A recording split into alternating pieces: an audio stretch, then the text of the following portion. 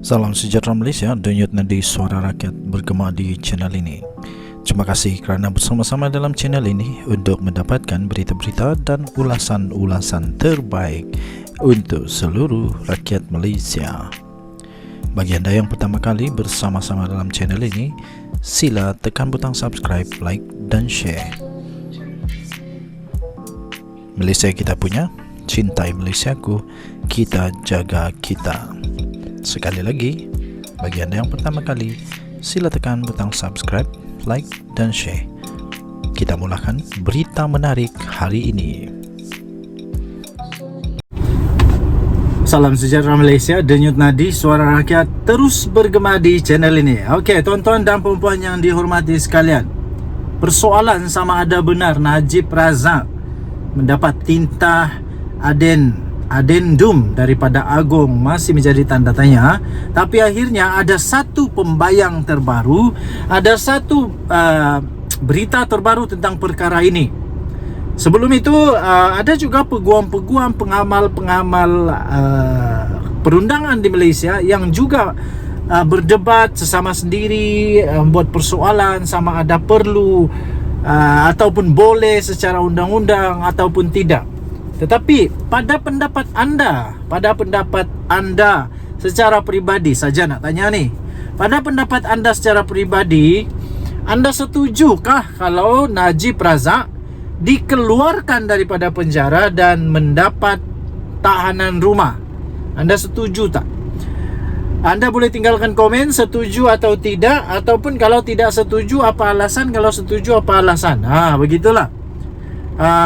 Jadi baru saja kita terima sebentar tadi keputusan titah adendum Agong.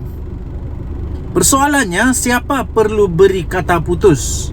Keputusan berhubung titah adendum yang di Pertuan Agong ke-16 berkaitan tahanan di rumah kepada Datuk Seri Najib Tun Razak, bekas Perdana Menteri yang sudah pun menjadi sekarang ini menjadi banduan, telah pun menjadi banduan kerana sudah dipenjara. Itu Najib Razak mestilah diputuskan dalam mesyuarat lembaga pengampunan, tegas Perdana Menteri Datuk Seri Anwar Ibrahim. Katanya, saya sebutkan ini menyinggung peranan lembaga pengampunan dan wewenang Agong. Itu jawapan bagi saya mengikut perbincangan dengan peguam negara dan maklumat dari Sultan dan Agong. Itu sebaiknya kita tak cuba untuk meringankan apa-apa keputusan yang dibuat oleh hakim, kata beliau. Tapi cara kita lakukan itu yang tidak disetangi oleh setengah pihak dalam parti sekutu atau sebaliknya, dalam kalangan yang lain di luar dan lain di luar, kata beliau. Jadi itu bukan kita yang persoalkan, tapi pendirian kita tuntas bahawa keputusan mesti dibuat dalam mesyuarat lembaga pengampunan, dan keputusan muktamad oleh Agong mesti juga dalam mesyuarat lembaga pengampunan. Katanya, yang juga adalah Presiden PKR ketika berucap pada Convention 25 tahun PKR di Pusat Convention Shah Alam IDCC. Sebelum ini, tuan-tuan dan puan yang dihormati sekalian, sebelum ini Datuk Seri Anwar Ibrahim menyatakan bahawa beliau tidak mahu masuk campur dalam perkara ini. Ini susulan pendedahan titah adendum. Terdahulu, Timbalan Perdana Menteri Datuk Seri Ahmad Zahid Hamidi sendiri telah pun memfailkan sokongan affidavit sokongan terhadap titah yang membolehkan Najib menjalani tahanan di rumah. Menteri Pelaburan, Perdagangan dan Industri Tengku Zafrul turut menyatakan akan mengemukakan affidavit sokongan. Keputusan berhubung titah adendum yang di Pertuan Agong ke-16 berkaitan tahanan di rumah kepada Datuk Seri Najib Tun Razak mesti diputuskan dalam mesyuarat lembaga pengampunan, tegas Perdana Menteri Datuk Seri Anwar Ibrahim. Jadi tuan-tuan dan puan-puan yang dihormati sekalian, itulah yang sedang berlaku sekarang ini, iaitu tentang pengampunan, Najib Razak yang dapat 50%, lepas itu tiba-tiba ada tita adendum. Semua itu tidak boleh, bukan hanya Datuk Seri Anwar Ibrahim yang buat keputusan, tapi itu di dalam perbincangan. Jadi janganlah pandai-pandai pula janganlah pandai-pandai pula janganlah pandai-pandai pula untuk kaitkan nama PM Anwar pula yang macam-macam lah. Nanti jatuh fitnah, siapa yang salah? Sendiri salah, sendiri susah, sendiri berdosa, sendiri masuk neraka, sendiri menyesal lah, macam-macam lah sendiri. Okey, jadi kita tunggulah apa keputusan seterusnya. Denyut Nadi Suara Rakyat bergema di channel ini. Jangan lupa tekan butang subscribe, like dan share. Bye-bye. Salam sejahtera Malaysia. Denyut Nadi Suara Rakyat bergema di channel ini. Kepada siapapun rakyat di Malaysia, sama ada kamu berpangkat tinggi, kamu menteri, sama ada kamu ni ahli perniagaan, selebriti, businessman, tambah-tambah lagi ahli politik, tambah-tambah lagi kamu pemimpin politik, menjadi public figure di negara Malaysia. Saya ingin mengingatkan kepada anda semua, anda hidup di Malaysia. Anda bukan hidup di negara yang lain, tapi anda hidup di Malaysia. Bila anda hidup di Malaysia, ikutlah seperti orang Malaysia. Jangan hidup suka hati saja. Kita ada undang-undang di Malaysia. Kita ada perlembagaan di Malaysia. Sebab itu, bila hidup di Malaysia, salah satu daripada benda yang kita kena hormati adalah raja sebagai institusi payung kepada negara kita. Kalau benda ni anda tak boleh tu ikut, kalau benda ni anda tak boleh setuju, kalau benda ni anda tak boleh hormat, lebih baik jangan tinggal di Malaysia lah. Anda bukan untuk Malaysia. Sekiranya ini anda tidak dapat hormati, anda tidak layak untuk berada di Malaysia. Sebab Malaysia adalah negara yang aman damai. Jadi hormati raja sebagai institusi payung kepada kita.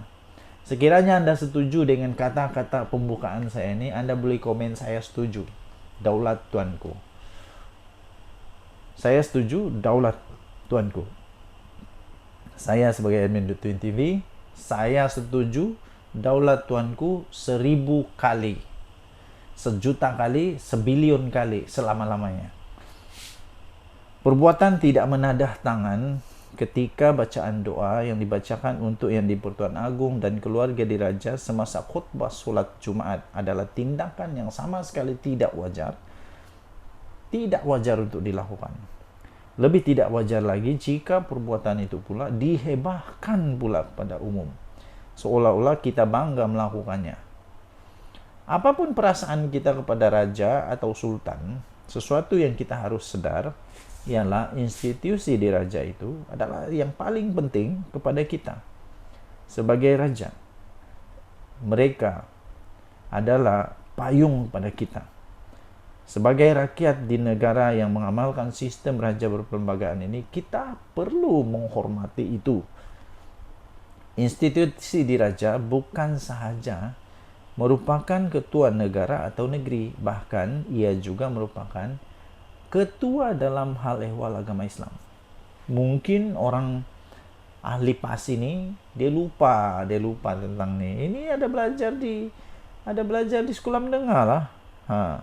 Dalam banyak perkara seperti hak istimewa orang-orang Melayu dan kedudukan Islam sebagai agama rasmi, institusi itulah pelindung dan benteng yang pertama dan terakhir.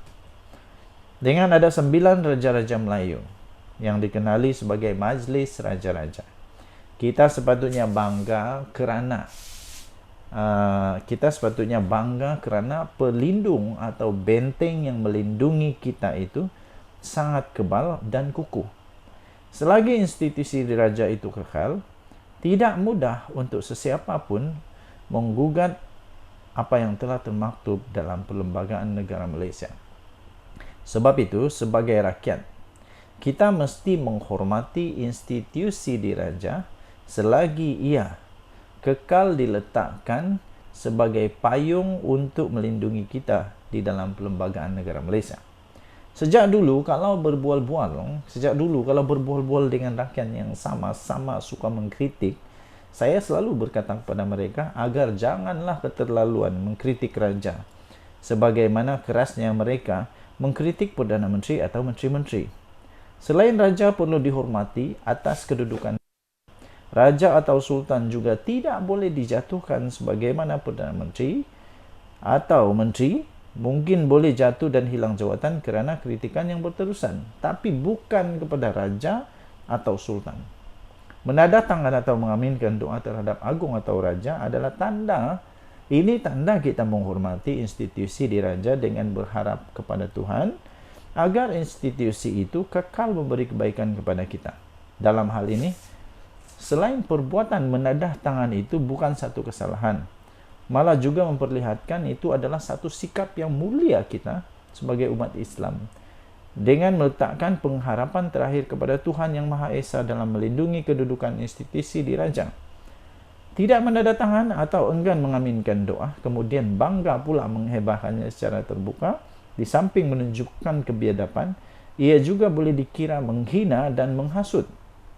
Ia mungkin tidak menjadi kesalahan jika perbuatan itu dilakukan secara sendirian dan diam-diam. Namun menghebahkan perlakuan itu secara tidak wajar adalah perlakuan yang tidak wajar. Itu jelas memperlihatkan wujudnya ciri-ciri penghasutan. Oleh kerana laporan polis sudah pun dibuat, terselahlah kepada pihak berkuasa melakukan tindakan seterusnya. Tetapi berikutan pelakunya sendiri sudah memohon maaf atas perbuatan ini, dengan sendirinya menunjukkan beliau sedar tentang kesilapan yang telah dilakukannya. Jika yakin tindakannya itu betul, kenapa beliau tidak terus mempertahankan saja perlakuannya itu? Maka disinilah pihak berkuasa sudah ada asas untuk bertindak sewajarnya terhadap pelaku tersebut, supaya di lain masa tiada lagi kebiadaban dan cubaan menghasut seperti ini dilakukan. Saya sudah membacakan daripada Sahbuddin Husin 15 hari bulan April 2024. Yang baru saya bacakan tadi itu daripada Sahbuddin Husin, tulisan daripada Sahbuddin Husin diterbitkan di sahbuddin.com.net, tariknya 15 April 2024. Hormati raja sebagai institusi payung kepada kita. Denyut nadi suara rakyat bergema di channel ini. Jangan lupa tekan butang subscribe, like dan share. Malaysia kita punya, cinta Malaysia aku, kita jaga kita. Bye bye.